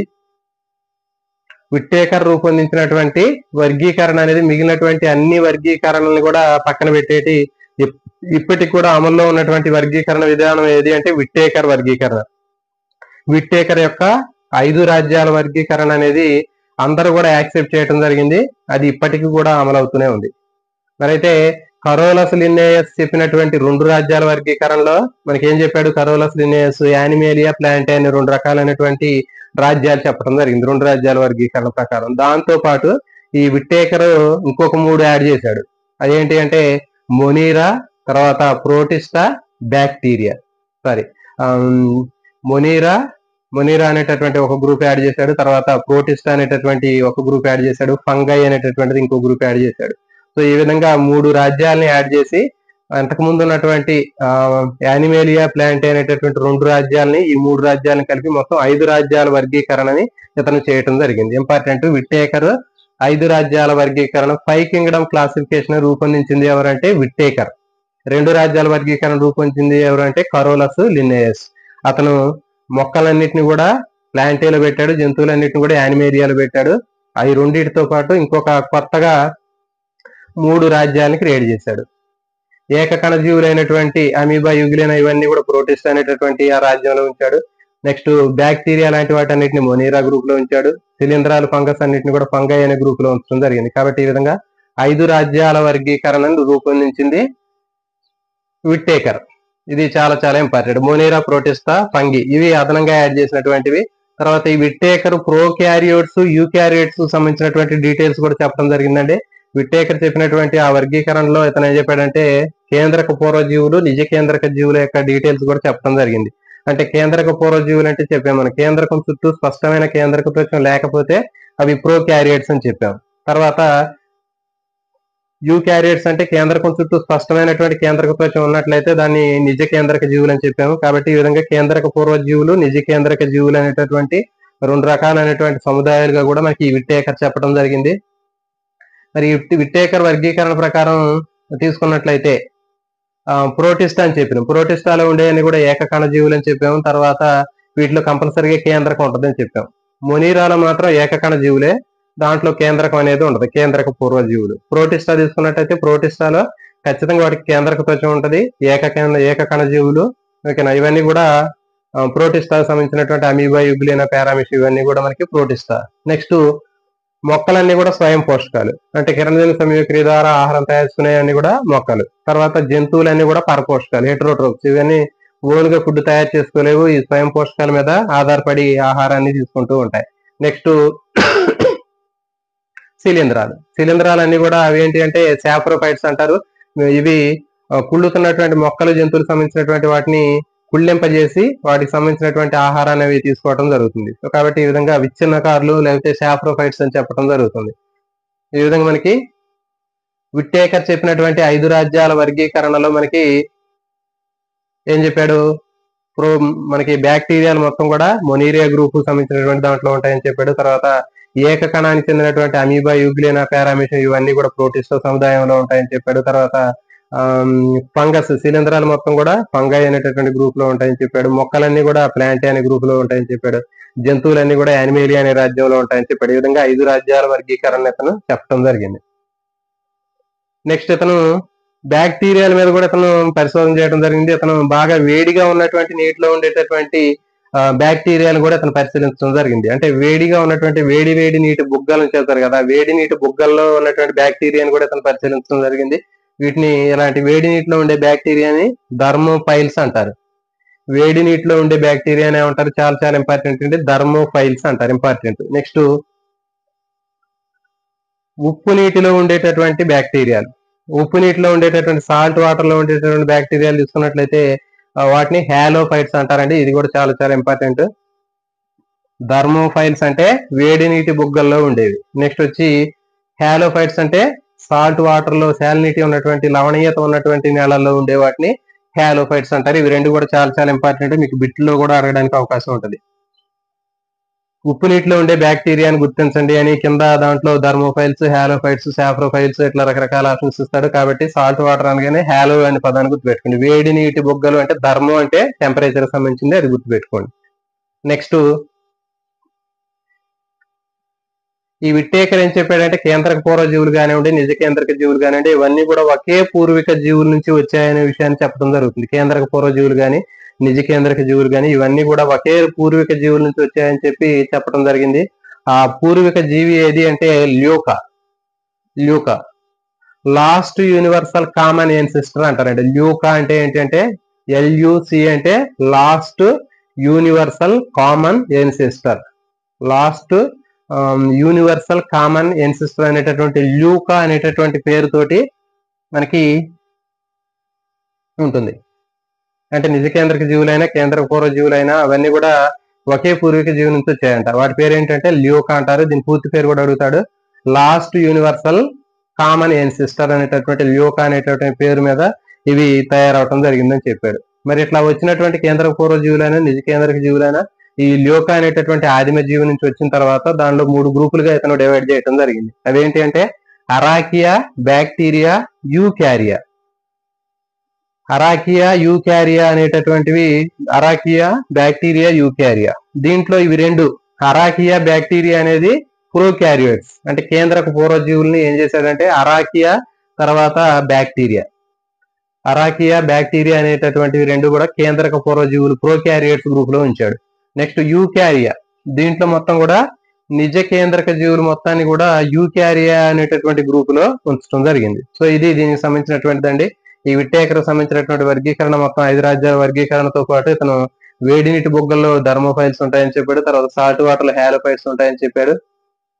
కేంద్రక పూర్వ జీవులు కానివ్వండి లేకపోతే నిజ కేంద్రక జీవులు కానీ ఇవన్నీ తీసుకున్నట్లయితే ఖచ్చితంగా ఒకే పూర్వీక జీవి నుంచి వస్తాయని చెప్పాడు. ఆ పూర్వీక జీవులు ఈ పేరు ల్యూకా అని చెప్పాడు. అలా లాస్ట్ యూనివర్సల్ కామన్ యాన్సిస్టర్ అని చెప్పాడు. ఆ లాస్ట్ కామన్ యాన్సిస్టర్ ఏదైతే ఉందో ల్యూకా, దాని నుంచి మళ్ళీ 3 రకాలైనటువంటి సముదాయాల్ని వచ్చినట్లుగా చెప్పాడు. అరాకియా, బ్యాక్టీరియా, యూకారియా. అరాకియా బ్యాక్టీరియా ప్రోకారియోట్స్, వీటిలో కేంద్రక త్వచం ఉండదు. యూకారియాలో యూకారియోట్స్ ఉంచాడు, దీంట్లో కేంద్రక త్వచం అనేది ఉంటుంది. నెక్స్ట్ ఇప్పుడు విట్టేకర్ చేసినటువంటి 5 రాజ్యాల వర్గీకరణ గురించి చూద్దామండి. విట్టేకర్ చెప్పినటువంటి 5 రాజ్యాల వర్గీకరణలో మనకి చాలా చాలా ఇంపార్టెంట్. దీంట్లో మొనీరా, ప్రోటిస్టా, ఫంగి, యానిమేలియా, తర్వాత ప్లాంటే, ఇది 5 రకాలైనటువంటి వర్గీకరణలో విట్టేకర్ చేసినటువంటి 5 రాజ్యాల వర్గీకరణ గురించి ఒక్కొక్క రాజ్యం గురించి మనకు డీటెయిల్ గా నేర్చుకున్నామండి. అయితే దీంట్లో మనం ఇప్పుడు మొనీరా గురించి నేర్చుకున్నాం, ప్రోటిస్టా గురించి నేర్చుకున్నాం, ఫంగి గురించి నేర్చుకున్నాం, యానిమేలియా గురించి నేర్చుకున్నాం. దాంతో పాటు జంతువులు మొక్కలకు సంబంధించినటువంటి ప్లాంటే అనేటటువంటిది వర్గీకరణ మన గతంలో ఒకసారి ఇంతకుముందు చెప్పడం జరిగిందండి. దానికి సంబంధించినటువంటి లింక్ మీకు డిస్క్రిప్షన్ లో ఇవ్వడం జరుగుతుంది. సో కాబట్టి అది గతంలో మన 9th క్లాస్ టెక్స్ట్ బుక్ లోంచే చెప్పడం జరిగింది. అంటే ఇంటర్మీడియట్ సంబంధించినటువంటి చాప్టర్ చెప్పేటప్పుడు కలిసి వస్తుందని చెప్పేసి దీన్ని చెప్పడం జరిగింది. కాబట్టి ఆ క్లాసిఫికేషన్ అనేది మీకు అక్కడ దాన్ని కనెక్ట్ చేసుకుంటే సరిపోతుంది దాని వరకు. ఇక్కడ చూద్దాం మొనీరా తీసుకున్నట్లయితే మొనీరా గ్రూప్ లో ఉండేటటువంటి మొత్తం కూడా బ్యాక్టీరియాలు అండి, గుర్తుపెట్టుకోవాలి. మొనీరా రాజ్యంలో ఉండేటటువంటివి బ్యాక్టీరియాలు ఉంటాయి. ఈ బ్యాక్టీరియాల్లో మనకి బ్యాక్టీరియాలు, సైనో బ్యాక్టీరియాలు చాలా చాలా ఇంపార్టెంట్. మీకు ఆ ఎగ్జాంపుల్ గుర్తుపెట్టుకుంటే వాటి లక్షణాలు మొత్తం క్యారెక్టర్స్ ఈజీగా మనం చెప్పగలుగుతామండి. కాబట్టి మీరు ఖచ్చితంగా ఆ రాజ్యం ఏదైతే ఉందో ఆ రాజ్యంలో ఏ గ్రూప్ ఆఫ్ యానిమల్స్ ఉంటాయి అనేటటువంటి విషయం మనం గుర్తుపెట్టుకునే ప్రయత్నం అయితే చేయండి. ఇదే మీకు కామన్ ఇక్కడ, ఇదే చాలా చాలా ఇంపార్టెంట్. మొనీరా అనగానే మనకి బ్యాక్టీరియాలు గుర్తు రావాలి. బ్యాక్టీరియాలు, సైనో బ్యాక్టీరియాలు, వాటి నీలి ఆకుపచ్చ శైవలాలు అంటారు. సో ఇవి ఈ గ్రూప్ లో ఉంటాయి. మరి వీటికి సంబంధించినటువంటి లక్షణాలు మనకు తెలుసు. ఇవన్నీ కూడా ఏకకణ జీవులు, కేంద్రక త్వచం ఉండదు వీటికి. తర్వాత వాటి శరీరం మీద చిన్న చిన్న సైరికల్ లాంటివి ఉంటాయి, కశాబాలు, పొడవైనటువంటి కొరడా లాంటి కశాబాలు ఉంటాయి. దాని తర్వాత జన్యు పదార్థం ఉంటుంది, దీంట్లో కేంద్రక త్వచం ఉండదు. ఇంకా ప్లాస్టిడ్ లాంటి నిర్మాణం ఉంటుంది. సో ఇవన్నీ బ్యాక్టీరియా స్ట్రక్చర్ మనం నేర్చుకున్నాం. సో అవన్నీ కూడా మనం ఇక్కడ వీటికి అప్లై చేసుకోవచ్చు. సో మరి ఈ మొనీరాలో ఉన్నటువంటి బ్యాక్టీరియాల్ని 3 గ్రూపులుగా డివైడ్ చేశారండి. అవి ఏంటి అంటే archaebacteria, eubacteria, cyanobacteria. చాలా చాలా ఇంపార్టెంట్ అండి. బ్యాక్టీరియాలో 3 రకాలు ఉంటాయి మళ్ళీ. Archaebacteria, eubacteria, cyanobacteria. Archaebacteria, eubacteria, cyanobacteria అనేటటువంటి 3 రకాలైనటువంటి బ్యాక్టీరియాలు మొనీరాలో ఉంటాయి. అంటే మొనీరా అనేది బ్యాక్టీరియా గ్రూప్ కాబట్టి ఆ బ్యాక్టీరియా అయినటువంటి మొనీరాని 3గా మళ్ళీ సబ్ డివిజన్స్ గా డివైడ్ చేయడం జరిగింది. దాంట్లో archaebacteria, eubacteria, cyanobacteria. ఒక్కొక్క దాని గురించి చూద్దాం.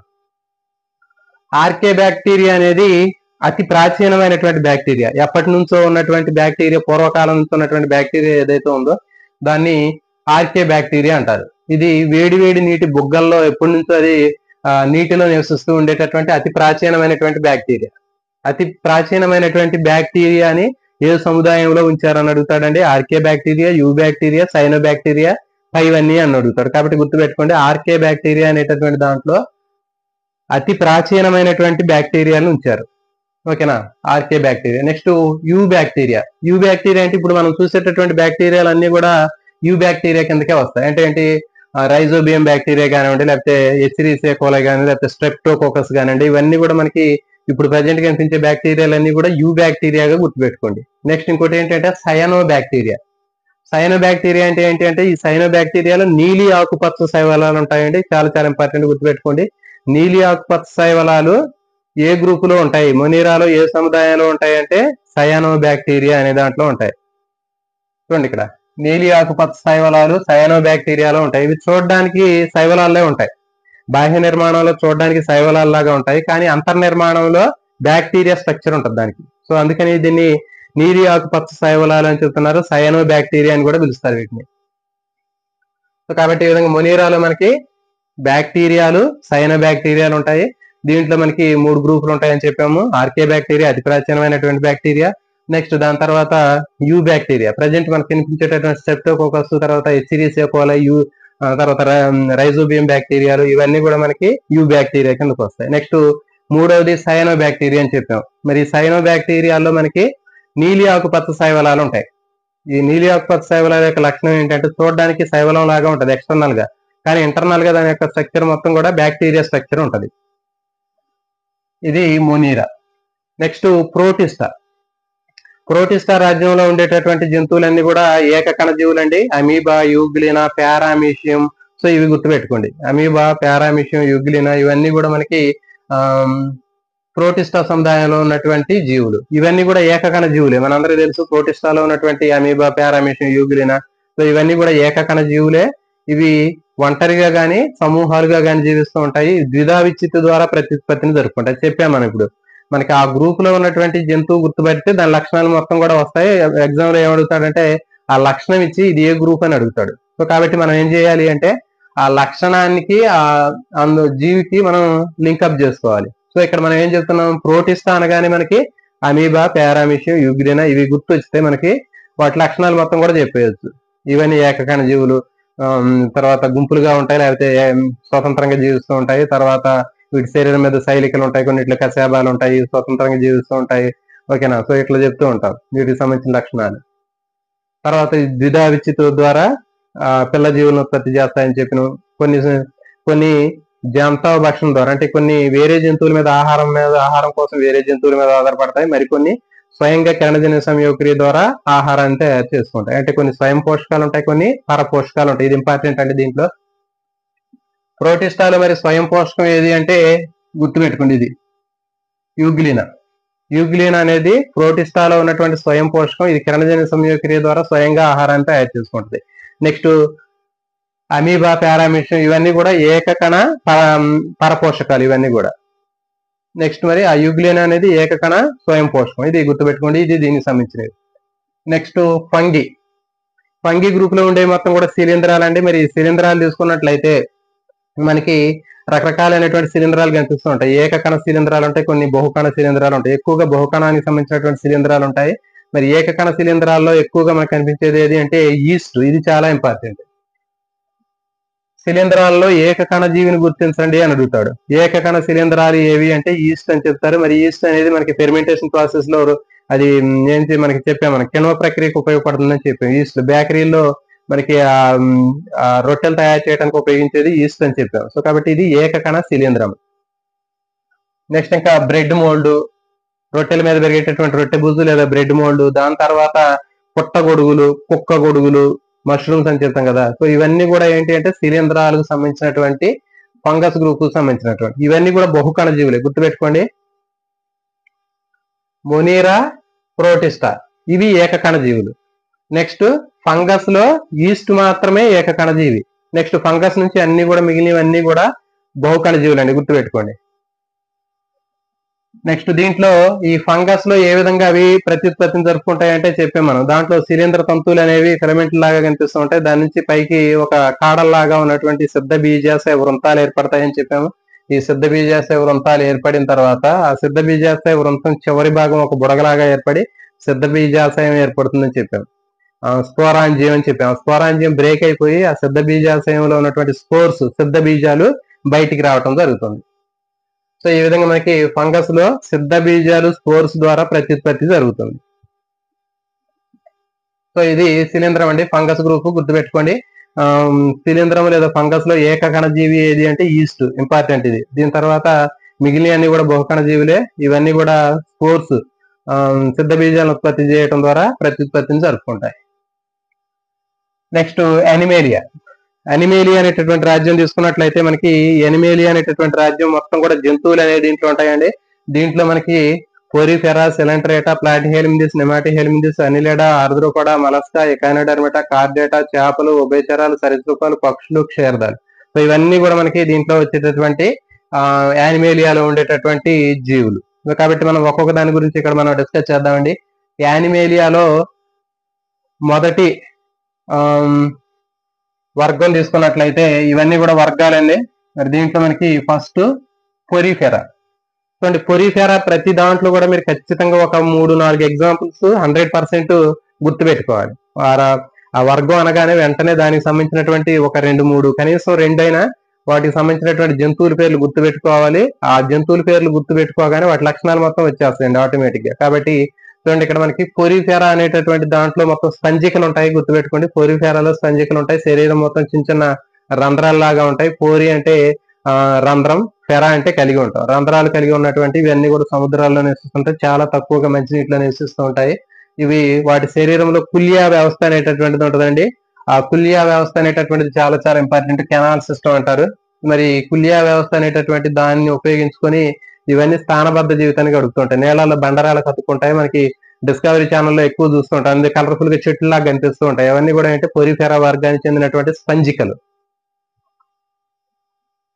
వీటి శరీరం మొత్తం కూడా కణాలతోటి తయారై ఉంటది. ఆ కణాలు కలిసి కణజాలాలు ఇంకా ఏర్పడలేదండి దీంట్లో. పొరిఫెరాలో ఇంకా కణజాల స్థాయికి ఎదగినటువంటి బహుకణ జీవులే గాని కణజాల స్థాయికి ఎదగినటువంటి జీవులు. దాంట్లో కణజాలాలు అనేవి ఏర్పడలేదు. నెక్స్ట్ సిలెంట్రేటా. సిలెంట్రేటా తీసుకున్నట్లయితే సిలెంట్రేటాలో మొత్తం కూడా మనకి దీనికి ఇంకో పేరు కూడా ఉంటది, నిడేరియా అంటారు. సిలెంట్రేటా అంటే ఆ పేరు ఎట్లా వచ్చిందంటే సిలెంటిరాన్ అనేటటువంటి ఒక జఠర ప్రసరణ కుహరం అనేది ఉంటది దీంట్లో. ఆ ఖాళీగా ఉన్నటువంటి గ్యాస్ట్రోవాస్కులర్ క్యావిటీ అంటారు. ఆ జఠర ప్రసరణ కుహరం అనేటటువంటి ఖాళీ లాంటి ప్రదేశం ఉంటుంది. ఫర్ ఎగ్జాంపుల్ ఇక్కడ అమీబా తీసుకుందాం మనం. అమీబా తీసుకున్నట్లయితే అమీబాలో ఇట్లా ఉంటది అమీబా. ఈ విధంగా ఉన్నప్పుడు దీంట్లో లోపల ఒక ఖాళీగా ఉన్నటువంటి ఒక సంచి లాంటిది ఉంటుంది, దాన్ని జఠర ప్రసరణ కుహరం అంటారు, గ్యాస్ట్రోవాస్కులర్ క్యావిటీ అంటారు. సో అది ఉండటం వల్ల ఈ జఠర ప్రసరణ కుహరం అనేటటువంటిది సిలెంటిరాన్ అంటారు దాన్ని. అది ఉండటం వల్ల దాన్ని సిలెంట్రేటా అన్నారు. ఇదే వర్గానికి ఇంకో పేరు ఏది అంటే నిడేరియా. చాలా చాలా ఇంపార్టెంట్ అండి. నిడేరియా అనేది హైడ్రాలు ఉంటాయి దాంట్లో. సిలెంట్రేటాకి ఇంకో పేరు ఏంటి అంటే నిడేరియా అంటారు. ఆ నిడేరియా పేరు ఎందుకు వచ్చిందంటే వాటిలో నిడోబ్లాస్ట్ అనేటటువంటి దంశ కణాలు లేదా పుట్టే కణాలు ఉంటాయి వాటిలో. అంటే వాటి మీదకి ఏదైనా దాడి చేసినప్పుడు దానికి ఒక ముళ్ళు లాగా ఉంటుంది, దాంట్లో హిప్నోటాక్సిన్ అనే విష పదార్థం ఉంటుంది, దాంతో కుట్టి వాటిని చలనరహితం చేసేయటం జరుగుతుంది. ఆ పేరు మీద నిడేరియా అని పేరు వచ్చిందంటే చాలా చాలా ఇంపార్టెంట్. నిడేరియా అని పేరు ఎందుకు వచ్చిందంటే నిడోబ్లాస్ట్ అనే దంశ కణాలు వాటిలో ఉన్నాయి కాబట్టి నిడోబ్లాస్ట్ అనేటటువంటి పేరు మీద నిడేరియా అని పేరు వచ్చింది. సిలెంట్రా అనే జఠర ప్రసరణ కుహరం ఉంది కాబట్టి వీటిని సిలెంట్రేటా అని పేరు చెప్పడం జరిగింది. Example jellyfish, hydra. వీటిలో స్పర్శకాలు అనేవి ఉంటాయి, వీటితో అవి నీళ్ళలో ఈతూ ఉంటాయి. తర్వాత వీటిలో 2 పొరలు ఉంటాయి, చాలా చాలా ఇంపార్టెంట్ అండి. దీంట్లో కణజాలాలు అనేవి ఏర్పడటం జరిగింది. ఇంతకుముందు కణజాలాలు లేవని చెప్పినాం, కణ స్థాయికి మాత్రమే ఉన్నటువంటిది. దీంట్లో కణజాలాలు అనేవి ఏర్పడ్డాయి మొట్టమొదటిసారిగా మనకి ఇక్కడ.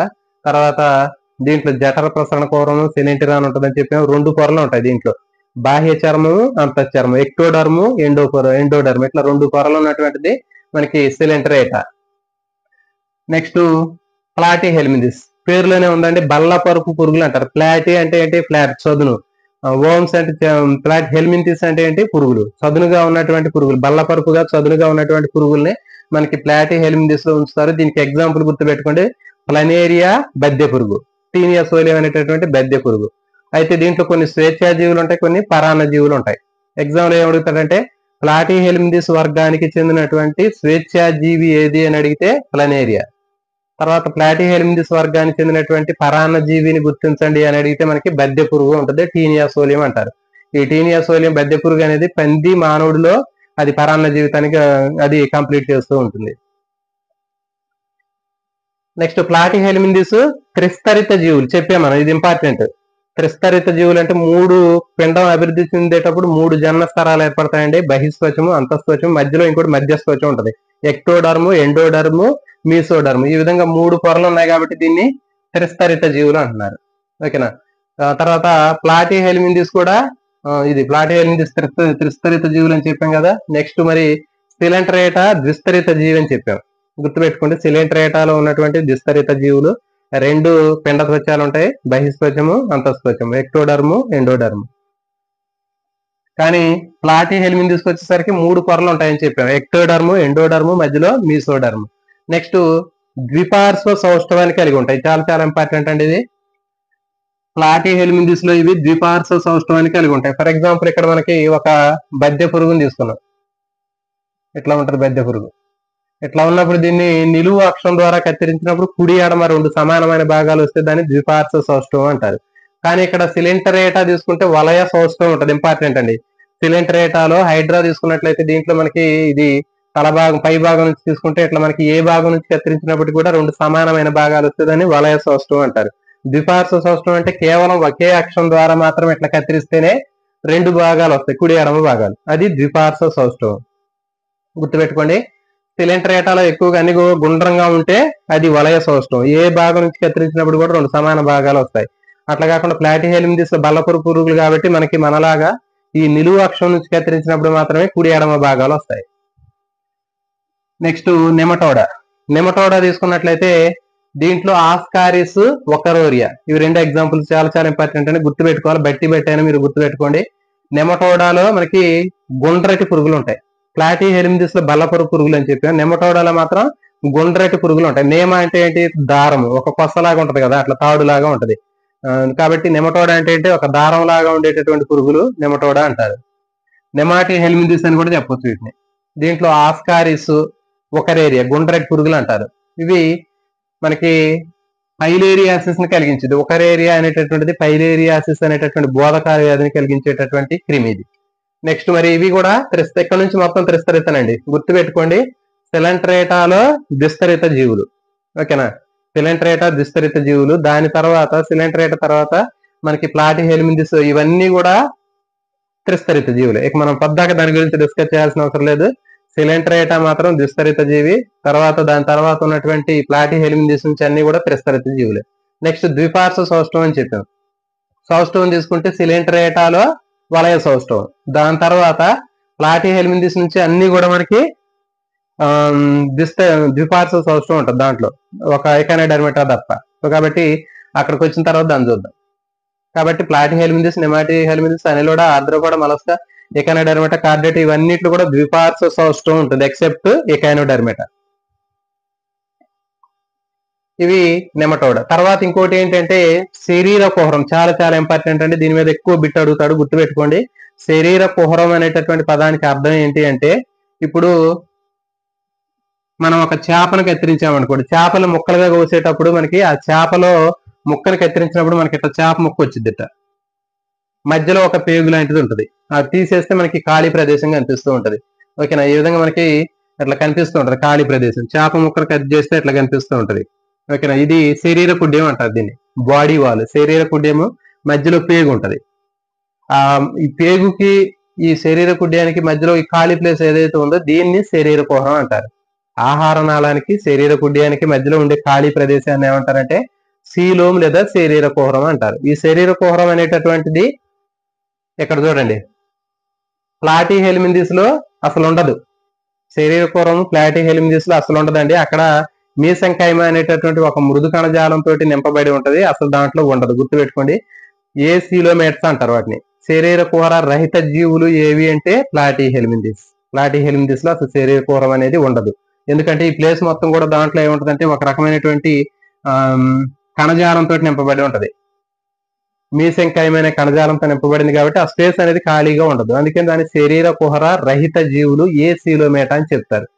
ఇది ప్లాటిహెల్మింథిస్. నెమాటిహెల్మింథిస్ నెమటోడా తీసుకుంటే నెమాటోడా అనేటటువంటి మిథ్యా శరీర కుహర జీవులు. అంటే మిథ్య అంటే ఏంటంటే ఫాల్స్, మనకు తెలుసు, అండ్ నిజం కానిది. దీంట్లో శరీర కుహరం ఉంటది కానీ నిజమైంది కాదు. తర్వాత అనిలేడా. చూడండి, అనిలేడాలో నిజమైన శరీర కుహరం ఉంటది. మరి నిజమైన శరీర కుహరానికి మిథ్యా శరీర కుహరానికి తేడా ఏంటనేది ఇక్కడ మనం చూద్దాం. ఇక్కడ చూడండి, మరి ఇది మిథ్యా శరీర కుహరం అంటే ఆహార నాళానికి శరీర కుడ్యానికి మధ్యలో ఖాళీ స్పేస్ అనేది ఉంది. కానీ అది ఎట్లా ఉండాలి, దేన్ని నిజమైన శరీర కుహరం అంటారు అంటే ఇక్కడ చూడండి, ఇక్కడ అనిలేడాలో ఆహార నాళానికి శరీర కుడ్యానికి మధ్యలో ఖాళీ స్పేస్ ఉంది, అది శరీర కుహరము. దానికి పైన ఒక పెరిటోనియం అనే ఆంత్రవేశనం అనేటటువంటి ఒక పొర ఉంటదండి ఇక్కడ. ఇది ఈ పొర పేగు మీద ఉంటది, శరీర కుడ్యం మీద కూడా ఉంటది. మనం చేపలు కత్తిరిస్తే చూడండి, ఆ చేపకి లోపల ఉన్నటువంటి కండరం ఏదైతే ఉందో దాని మీద ఒక పల్సని లేయర్, కొంచెం బ్లాక్ కలర్ లో ఉన్నటువంటి లేయర్ లాగితే వచ్చింది, అది పెరిటోనియం అంటారు. ఉపకళా కణజాలం పెరిటోనియం అనేటటువంటి ఆంత్రవేశనపు పొర అనేది ఉంటది. అట్లా ఉంటే అది నిజ శరీర కుహరం కలిగినటువంటి జంతువులు. గుర్తుపెట్టుకోండి, నెమటోడా దగ్గర నుంచి ఇవన్నీ కూడా నిజ శరీర కుహరం కలిగినటువంటి జంతువులే. అంటే శరీర కుహరానికి సంబంధించి శరీర కుహర రహిత జీవులు, రెండవది మిథ్యా శరీర కుహర జీవులు, మూడవది నిజమైనటువంటి శరీర కుహరం కలిగిన జీవులు. ఏ సీలోమేట్స్, సీలోమేట్స్. అంటే ఇక్కడ చూడండి, ప్లాటిహెల్మిస్ అవి ఏసీలోమేట్, ఇది సూడోసీలోమేట్. ఇక్కడ నుంచి అన్ని కూడా యూసీలోమేట్, నిజమైన శరీర కోరం కలిగినటువంటి జంతువులు. అర్థమైంది కదా. మిథ్యా శరీర కోరానికి నిజ శరీరానికి కోరానికి తేడా ఏంటి అంటే, నిజ శరీర కోరంలో శరీర కుడ్యానికి లోపల, ఆహారనాళానికి బయట ఇక్కడ ఇట్లా మనకి ఆంత్రవేశన ఉపకళ అనేటటువంటి ఒక పొర అనేటటువంటిది ఉంటుంది, పెరిటోనియల్ మెంబ్రేన్ ఉంటుంది. అది ఉంటే నిజ శరీర కుహరం కలిగింది. కానీ ఇక్కడ మనకి ప్లాటిహెల్మిస్ తర్వాత నెమటోడా తీసుకుంటే దీంట్లో ఖాళీ ప్రదేశం ఉంది, కానీ అది ఆ ఖాళీ ప్రదేశాన్ని ఆక్రమించినటువంటి ఆ శరీర కుడ్యానికి లోపల గానీ, ఆహారనాళానికి బయట గానీ ఆ పెరిటోనియం అనే ఆంత్రవేశన పొర లేదు, కాబట్టి దాన్ని మిథ్యా శరీర కుహరం అంటారు. నెక్స్ట్ అనిలేడా. అనిలేడా తీసుకున్నట్లయితే అనిలేడాలో ఉన్నటువంటి అన్ని కూడా మనకి వానపాములు, జలగలు. గుర్తుపెట్టుకోండి అండి, అవి రెండు గుర్తుపెట్టుకుంటే మనం మిగిలిన క్యారెక్టర్స్ మొత్తం రాయొచ్చు. ఇవన్నీ పొడవుగా ఉంటాయి, తర్వాత శరీరం మొత్తం ఖండితాలుగా ఉంటుంది, వలయాల్లాగా రింగుల్లాగా ఉంటుంది. స్వేచ్ఛ జీవులు, కొన్ని పరాన్న జీవులు. వానపాము ఉంది, మట్టిలో స్వేచ్ఛగా ఉంటుంది. తర్వాత జలగ ఉంది, నీటిలో పరాన్న జీవితాన్ని గడుపుతూ ఉంటది. వీటిలో వృక్కాలు అనేటటువంటి ఉంటాయండి, వృక్కాల ద్వారా ఈ విసర్జన క్రియ జరుపుతుంది. నెక్స్ట్ ఇవన్నీ కూడా త్రిస్తరిత జీవులు, ద్విపార్శ్వ సౌష్ఠవం కలిగిన జీవులు, నిజ శరీర కోరం కలిగిన జీవులు. నెక్స్ట్ ఆర్ద్రోపొడ. ఆర్ద్రోపొడలో మనకి కీటకాలు ఉంటాయండి, తర్వాత రొయ్యలు, బొద్దింకలు, ఈ కీటకాలు ఇవన్నీ కూడా మనకి ఆర్ద్రోపొడ వర్గంలో ఉన్నటువంటి. పేరులోనే ఉంది, ఆర్ద్రోస్ అంటే జాయింట్స్, పోర్స్ అంటే లెగ్స్. జాయింటెడ్ లెగ్స్ ఎట్లయితే ఉంటాయో వాటిని మొత్తాన్ని కూడా ఆర్ద్రోపొడ అనేటువంటి సముదాయంలో ఉంచారు. కీటకాలు, రొయ్యలు, బొద్దింకలు ఇవన్నీ కూడా దీంట్లో ఉంటాయి. ఆర్ద్రోపొడాల కీటకాలు ఉండే సముదాయాన్ని ఇన్సెక్టా అంటారండి. ఇది చాలా చాలా ఇంపార్టెంట్. ఆర్ద్రోపొడాలో ఇన్సెక్టా అనేటటువంటి ఆ సముదాయంలో ఎక్కువగా మనకి ఏముంటాయంటే కీటకాలు ఉంటాయి. అతి పెద్ద సముదాయం ఏది అంటే, అతి పెద్ద ఎక్కువ జంతువులు కలిగిన వర్గం ఏది అంటే ఆర్ద్రోపొడ. ఆర్ద్రోపొడాలో ఎక్కువ జీవులు ఉన్నటువంటిది ఏది అంటే ఇన్సెక్టా, కీటకాలు. Next Mollusca. మలస్కా తీసుకున్నట్టయితే మలస్కాలో నత్తలు, ఆల్చెప్పులు ఉంటాయండి. ఇవి ఇంపార్టెంట్ గుర్తుపెట్టుకోండి. స్నేయిల్స్, మసల్స్ అంటారు కదా. సో ఇవన్నీ కూడా మలస్కా వర్గానికి చెందినటువంటి జంతువులు. వీటి శరీరం చాలా మెత్తగా ఉంటుంది. ఆ మెత్తగా ఉన్న శరీరాన్ని రక్షించడం కోసం కాల్షియం కార్బోనేట్ తో తయారైనటువంటి ఒక కర్పరం ఉంటది. ఇవి ప్రాథమికంగా ద్విపార్శ్వ సౌష్ఠవాన్ని కలిగి ఉన్నప్పటికీ దాంట్లో మెలక అనేది ఏర్పడిద్దండి, టార్షన్ అంటారు. అందుకని మనకి ఇటువంటి నత్తలు శరీరం మొత్తం కూడా రింగులు లాగా చుట్టుకొని కనిపిస్తుంటది శంఖం ఆకారంలో, కాబట్టి అది టార్షన్ అంటారు. మెలిక అనేది చెప్తారు. పిండాభివృద్ధి జరిగేటప్పుడు అట్లా జరగటం వల్ల శరీరం అనేది ద్విపార్శ్వ సౌష్ఠవాన్ని కోల్పోయింది అది. తర్వాత నత్తల్లో పాదం అనేటటువంటిది ఉంటుంది, వెడల్పుగా జిగురుగా ఉన్నటువంటి పాదంతో అది కింద నడుచుకుంటూ వెళ్తూ ఉంటుంది. తర్వాత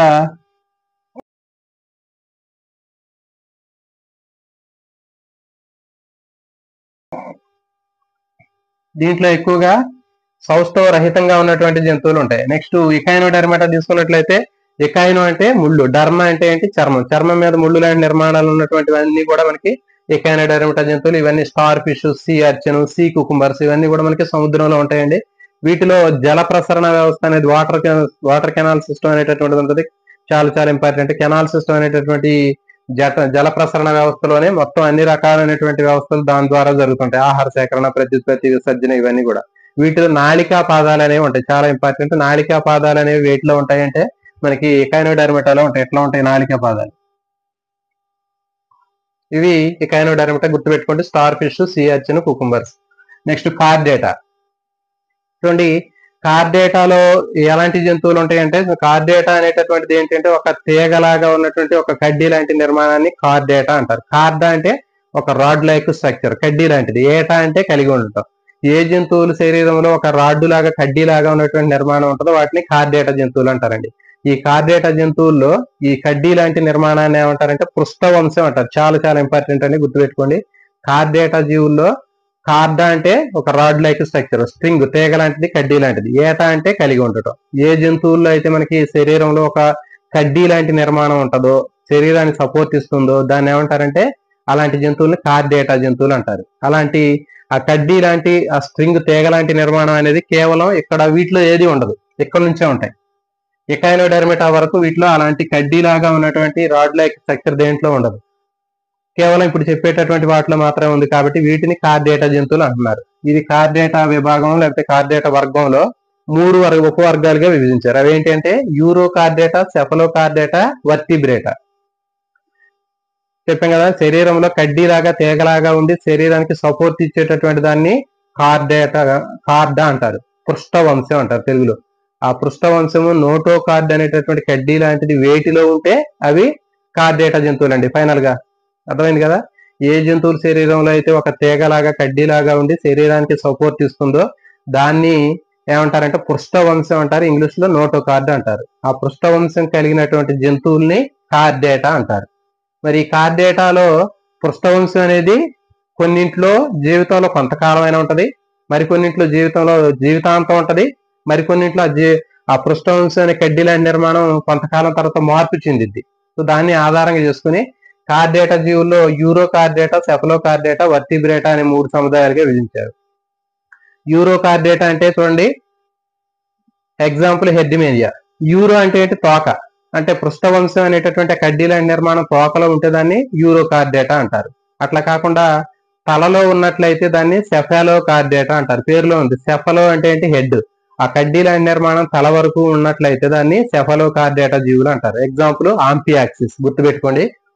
యూరో కార్డియేటాకి ఎగ్జాంపుల్ ఏంటంటే హెర్డిమేనియా. పేరులోనే ఉంది. యూరో అంటే తోక. పృష్ఠవంశం తోకలో ఉన్న జీవుల్ని యూరో కార్డేటా జీవులు అంటారు.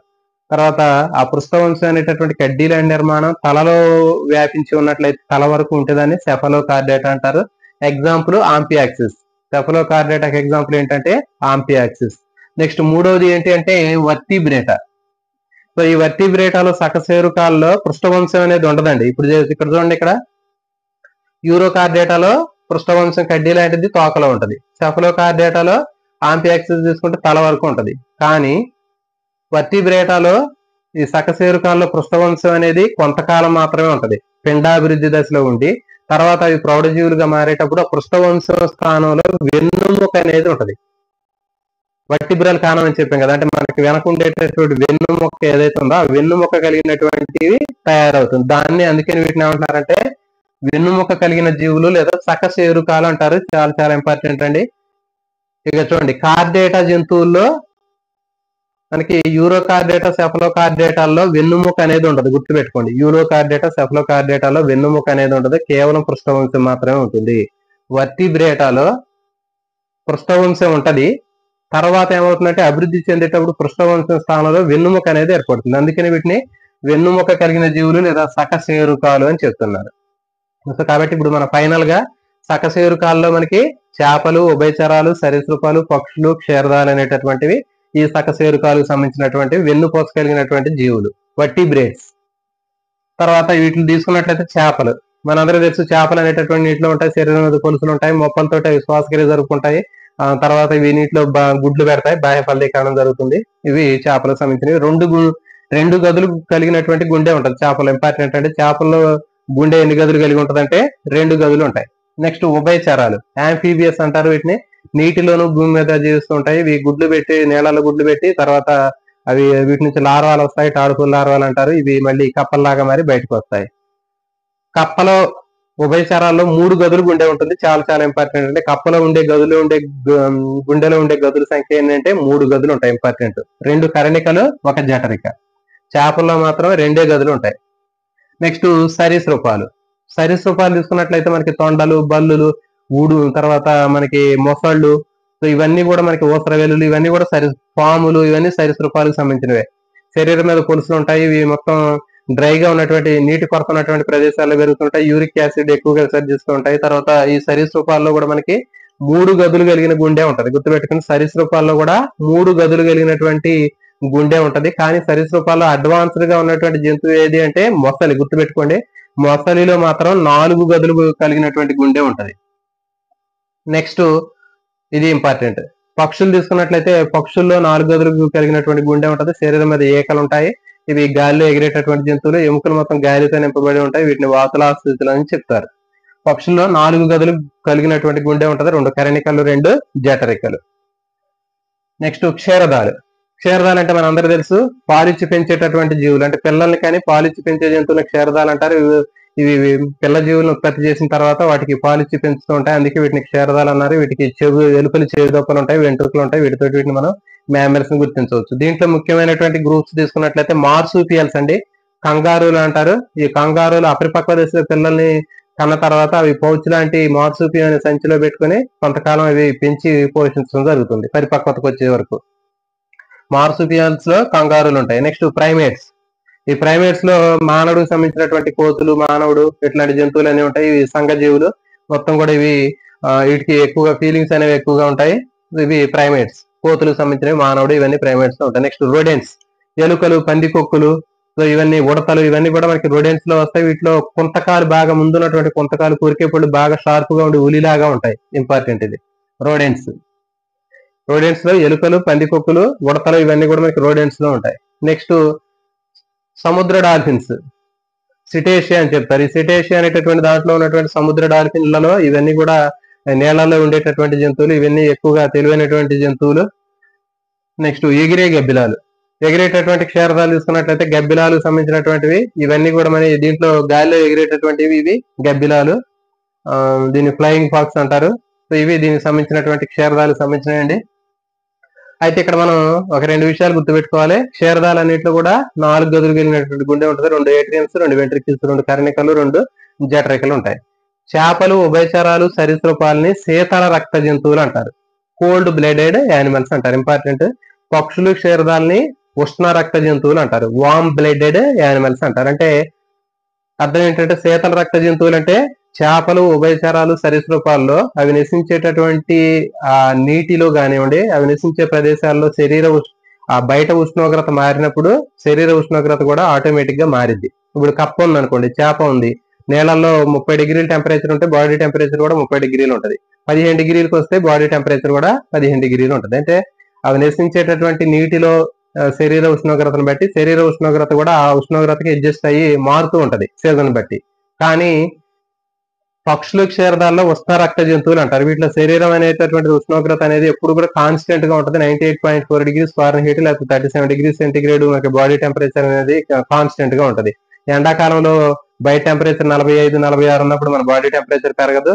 అట్లాగే మరి చలికాలంలో 15 డిగ్రీ సెంటిగ్రేడ్ ఉన్నప్పుడు మన బాడీ టెంపరేచర్ తగ్గదు. కాబట్టి పక్షులు, క్షీరదాల్లో కాన్స్టెంట్ గా బాడీ టెంపరేచర్ అనేది ఉంటుంది. దీన్ని అందుకే వీటిని ఉష్ణ రక్త జంతువులు లేకపోతే వామ్ బ్లేడెడ్ యానిమల్స్ అంటారు. చేపలు, ఉభయచరాలు, సరీసృపాలని కోల్డ్ బ్లేడెడ్ శీతల రక్త జంతువులు అంటారు. సో ఇది దీనికి సంబంధించినటువంటి చాప్టర్ అండి. ఇది కంపల్సరీగా వీటిలోంచి ఎక్కువగా మనకి బిట్లు రావడానికి అవకాశం ఉంటుంది. మరి దీని తర్వాత మనకి 5 రాజ్యాల వర్గీకరణలో మీ శాస్త్రవేత్తలు చెప్పినటువంటి వర్గీకరణకు సంబంధించినటువంటిది ఒక చిన్న టేబుల్ లాగా ఉంది. అది మనం ఒక షార్ట్ వీడియోలో కవర్ చేద్దామండి. తర్వాత మొక్కలకు సంబంధించినటువంటి వర్గీకరణ చూసుకున్నట్లయితే మనకి గతంలో ఒక వీడియో చెప్పడం జరిగింది. ఆవృత బీజాలు, వివృత బీజాలు, తర్వాత ఏకదళ బీజాలు, ద్విదళ బీజాలు, జిమ్నోస్పెర్మ్స్, యాంజియోస్పెర్మ్స్, అది కూడా ఒక లెసన్ ఉంది. దానికి సంబంధించింది కూడా మీకు లింక్ లో డిస్క్రిప్షన్ ఇస్తాను మీకు. సో దీంతో ఈ చాప్టర్ అనేది కంప్లీట్ అవుతుంది. ఇది మీకు 100% మీకు మార్కులు మీకు ఇవ్వడానికి టాపిక్ అనేది యూజ్ అవుతుంది. అందరికి కూడా ఆల్ ది బెస్ట్ అండి. జై హింద్.